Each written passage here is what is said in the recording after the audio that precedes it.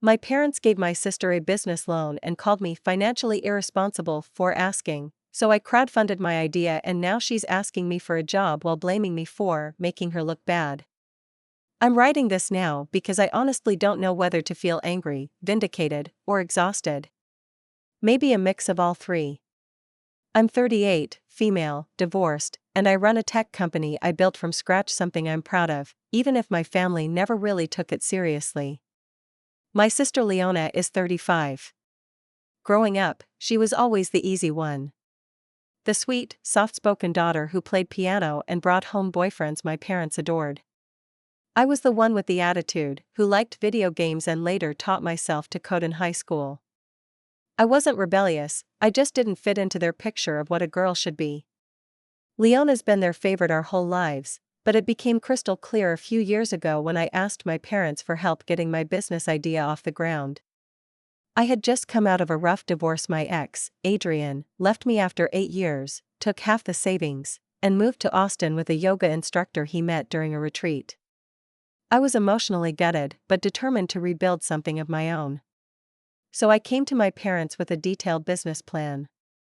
I had everything: budgets, forecasts, research. I wanted to create a platform to connect local tech freelancers with people who needed affordable, reliable tech support, especially seniors and small business owners. I called it Connect Right. It was lean, scalable, and had serious potential in the Midwest. They didn't even read the first page. My dad literally flipped it shut in front of me and said, "Noelle, you've always had big ideas, but your track record speaks for itself. You need stability right now, not to play startup founder." My mom, barely looking up from her crossword, added, "Maybe once you've shown you can manage your own finances responsibly, we can revisit." That was it. End of conversation. 3 months later, I found out they gave Leona $60,000 to open her second cupcake shop. Not even a loan, a gift to invest in her dream. When I brought it up, my mom said, "Leona has a proven business model. She's careful. You should take notes from her." I can't describe the hurt I felt. I didn't even want all the money, just a partial loan to get started. I had my pride. But apparently, to them, I was still the screw-up. So, I did the only thing I could think of. I took it to the internet. I made a short video in my tiny kitchen, pitched my idea, and started a crowdfunding campaign. It was terrifying. I was putting myself out there in a way I never had. But the response was incredible. Friends, acquaintances, even strangers chipped in.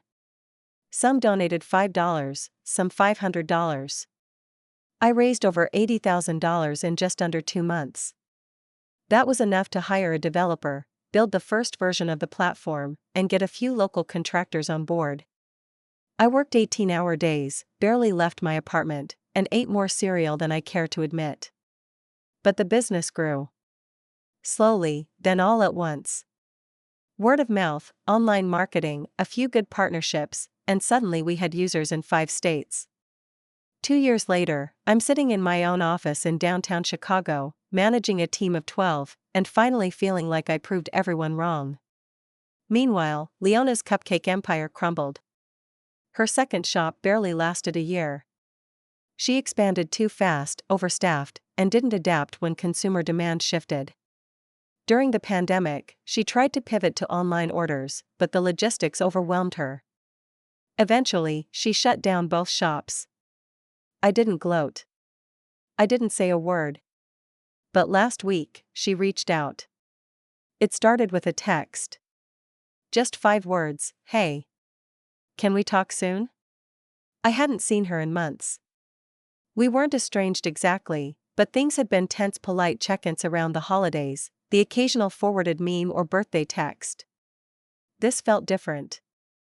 I said sure, and we agreed to meet at a small cafe near Lincoln Park. The weather was cold, Chicago wind cutting through my coat, and I remember wondering if this was about our parents. Maybe they were pushing her to mend things. Or maybe she was going to ask for help with another business idea. When I arrived, she was already there.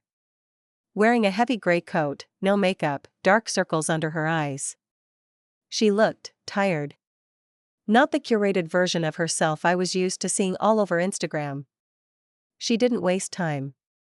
"I've been trying to get a job," she said, stirring her tea even though she hadn't added anything to it. "It's been rough. No one's hiring. My savings are almost gone." I nodded, letting her talk.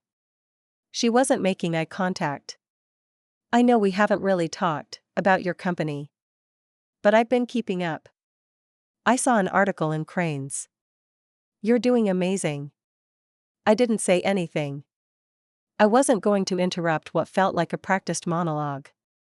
"I was wondering," she hesitated, finally looking at me, "if you had anything available." "I don't care what it is. Admin work, social media, anything." That silence between us was one of the longest of my life. Then she added, "Also, I know how it probably looks. Like I'm showing up now. But it's not like that. People keep bringing you up on family stuff. They say things like, 'Look at Noelle now.' It's just hard. It makes me feel like a failure." And there it was. The unspoken part. This wasn't just about needing a job.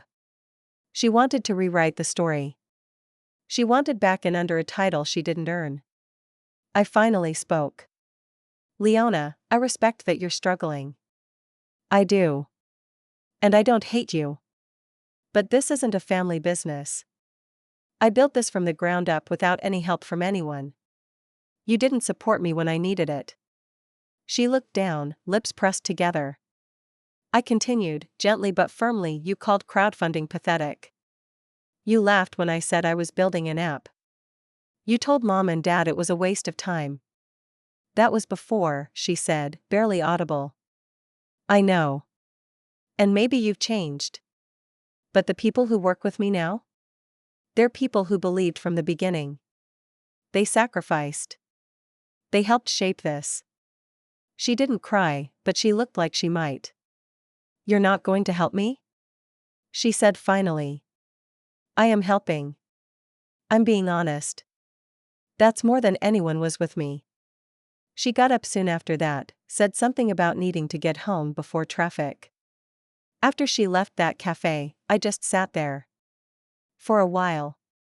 Letting the last half of my coffee go cold as I stared out the window at people walking by, some on their phones, some carrying groceries, some just rushing somewhere warm.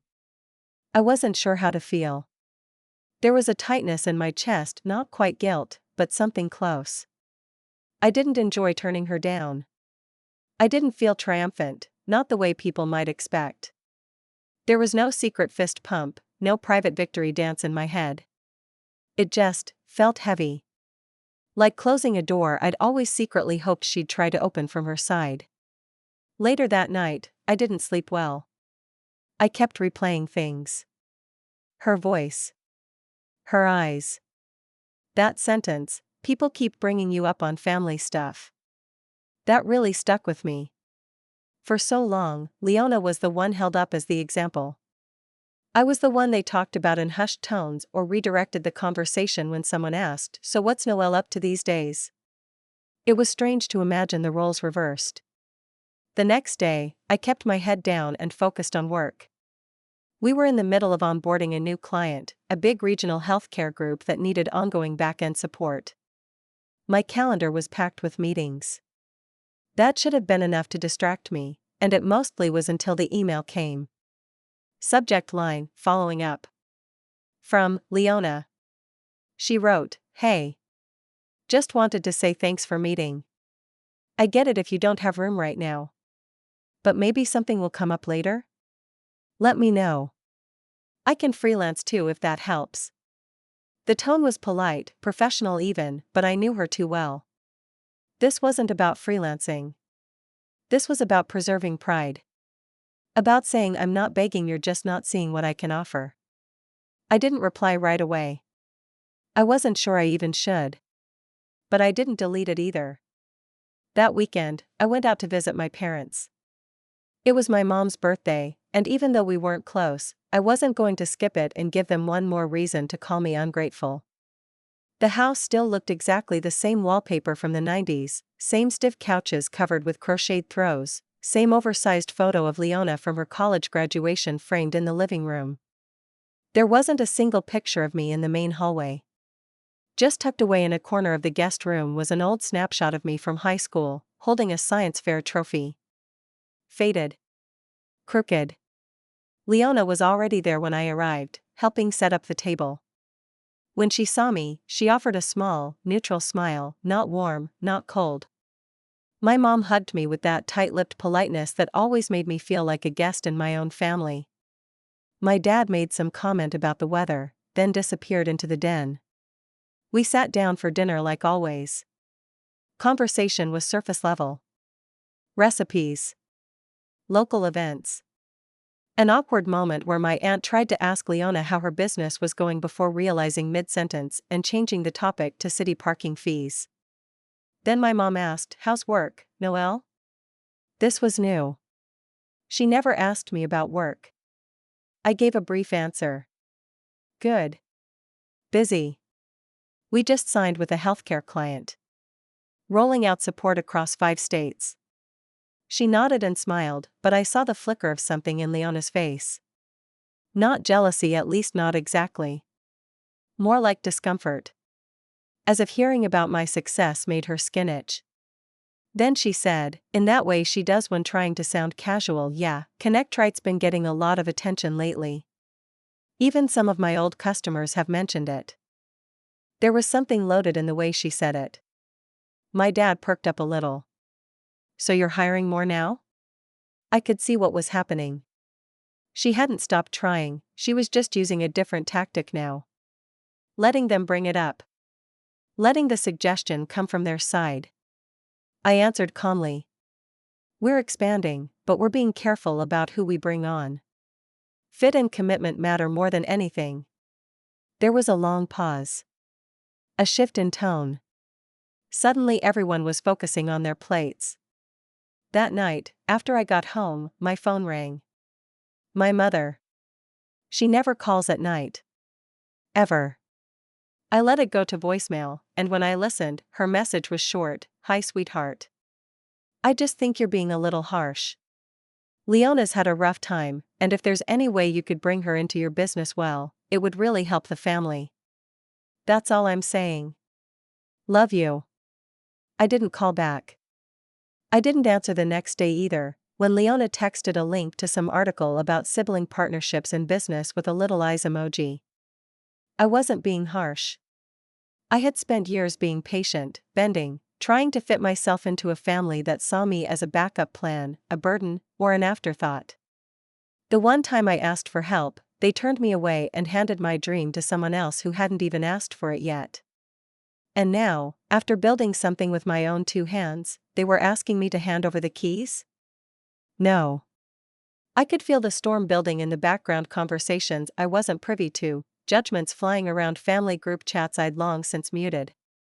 I knew they'd paint me as selfish, unforgiving. I also knew they didn't understand what this company meant to me. It wasn't just a job. It was proof. It was the thing that reminded me I didn't need to be someone else to succeed, I just needed to stop asking for permission. And now the people who told me no were lining up behind a different door, asking me to open it. But I wasn't sure I could do it not without undoing everything I'd fought for. I tried to keep things civil after that. I really did.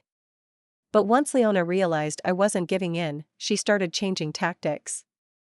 Again. It began with subtle things, passive-aggressive comments dropped in group chats, vague posts on social media. Stuff like, "Some people would rather see you struggle than lift a finger to help you succeed." "Blood isn't always thicker than business." Or, "We live in a world where family success is seen as competition instead of collaboration." Sad. Of course, she never used names. But everyone in our circle knew what she was referring to. I started getting awkward texts from cousins I hadn't heard from in years. My Aunt Shelley even called to ask why I was shutting my sister out when she was clearly trying. It wasn't even about the job anymore, it was about perception. Leona had built an entire persona for herself over the years. The sunny, hardworking small business owner. The daughter who never caused trouble. And now, with her business gone and mine thriving, she was losing her role and it scared her. So instead of dealing with that loss privately, she tried to reframe the narrative. I was the cold one, the successful but selfish sister who couldn't be bothered to help when things got tough. I ignored it at first. I really did. I focused on my team, my clients, the real work that kept the lights on. But then it got worse. One morning, I got an email from a potential client of a nonprofit in Indianapolis we'd been negotiating with for weeks. They were excited about our services, our approach, and the way we empowered freelance tech talent. Everything was lining up. But the email subject line hit me like a punch in the gut. Concern regarding recent social media comments. I opened it and saw that some anonymous commenter had been posting on local business forums and nonprofit message boards, hinting that ConnectRight was a family-run operation with shady hiring practices, and known to exclude people based on personal grudges. I knew exactly where it came from. It wasn't just the timing. It was the phrasing. The same things Leona had been posting publicly, just a little more dressed up. I called my head of communications, ran it through our internal PR protocol, and responded professionally. We clarified everything, gave references, and the client stayed on board, but just barely.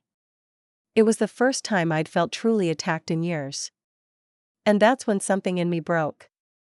Not anger. Not spite. Resolve. I had spent years letting them shape the story.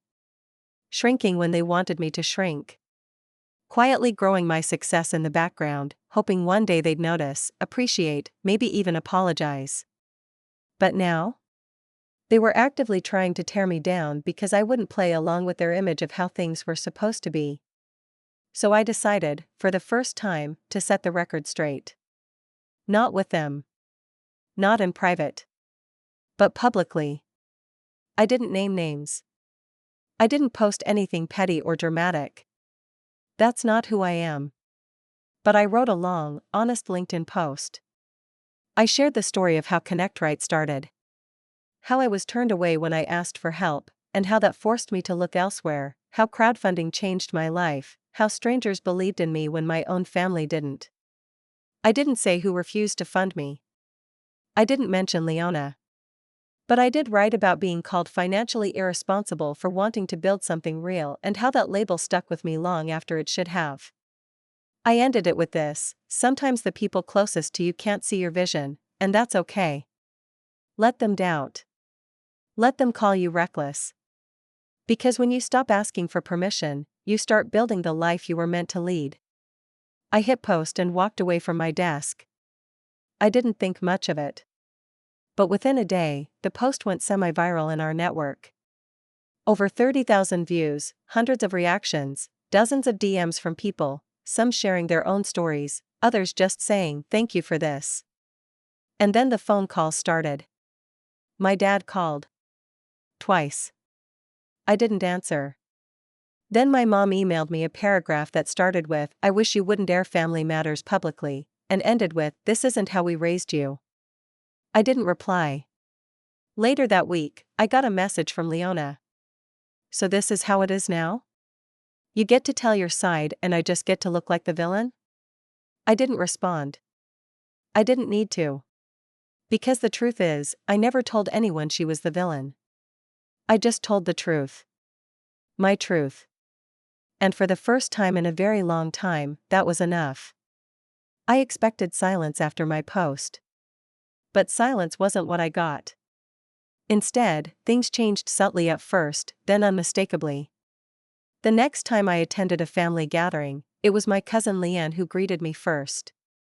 Not with the usual polite hug and quick pivot, but with a long, genuine conversation about my work. She'd read the post. She said it made her rethink how she'd dismissed her own sister's ambitions a few years back.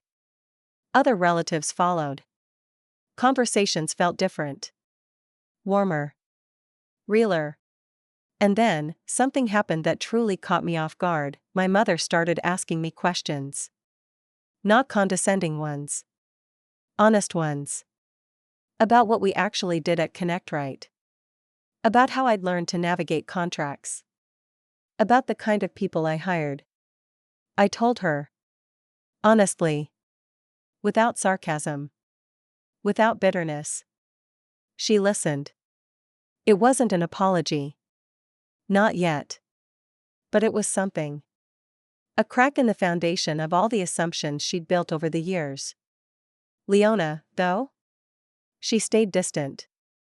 She stopped tagging me in passive-aggressive posts. No more texts.